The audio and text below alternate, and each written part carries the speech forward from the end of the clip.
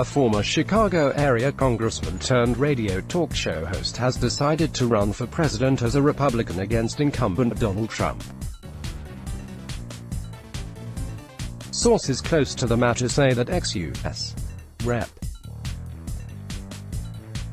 Joe Walsh has told associates that he now expects to run, with an announcement coming as soon as this weekend, perhaps on a national political interview show. Walsh in his one term in Congress was known as a Tea Party follower who was well to the political right. But he increasingly has stepped up his attacks on Trump on his nationally syndicated radio show and on Twitter, accusing the president of being a liar who cannot be trusted. His real break with Trump came at the NATO meeting in Finland, during which Trump appeared to take the word of Russian President Vladimir Putin over American intelligence agencies in regard to alleged Russian interference in the 2016 presidential election.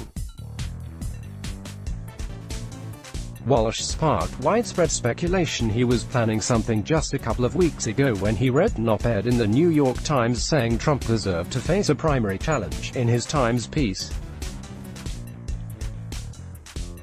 Walsh acknowledged that he voted for Trump in 2016, but added that his perspective has soured since, writing, "We need someone who could stand up, look the president in the eye and say, 'Enough, sir. We've had enough of your indecency. We've had enough of your lies, your bullying, your cruelty, enough of your insults, your daily drama, your incitement, enough of the danger you place this country in every single day.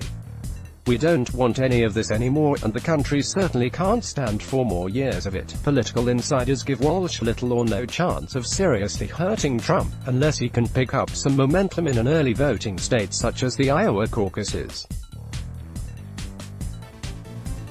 That said, Walsh is sharp, articulate and not easily cowed. On Twitter, Walsh has relentlessly assailed Trump for months.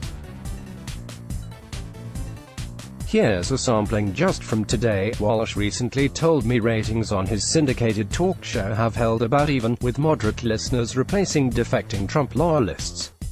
But he admitted that he has recently lost a big market, Houston, with some other stations also dropping his show in the wake of his ongoing critiques of the president. Walsh has been active in Chicago area politics for some decades, once running as a moderate against the late North Side U.S. Representative Sidney Yates. But he moved to the right when he moved to the suburbs and captured a seat there, burnishing his conservative bona fides with near-constant attacks on then-President Barack Obama, insisting he would support tough border legislation even if it involved building moats filled with alligators, and calling for profiling young male Muslims. After his district was remapped by Democrats following the 2010 census, he lost his seat to Tammy Duckworth, now a U.S. Senator.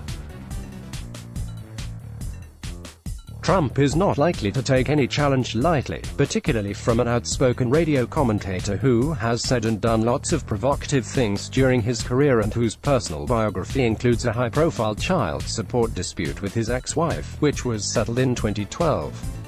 One other nationally known Republican already is running, a former Massachusetts Governor Bill Weld. But he is a social moderate in a distinctly conservative party and ran in 2016 as the Libertarian Party candidate for vice president. Others reportedly considering a run against Trump include former South Carolina Congressman Mark Sanford and former Ohio Gov. John Kasich. Here's a quick roundup of some of the Twitter reaction to the Walsh news. Let's block ads. Why?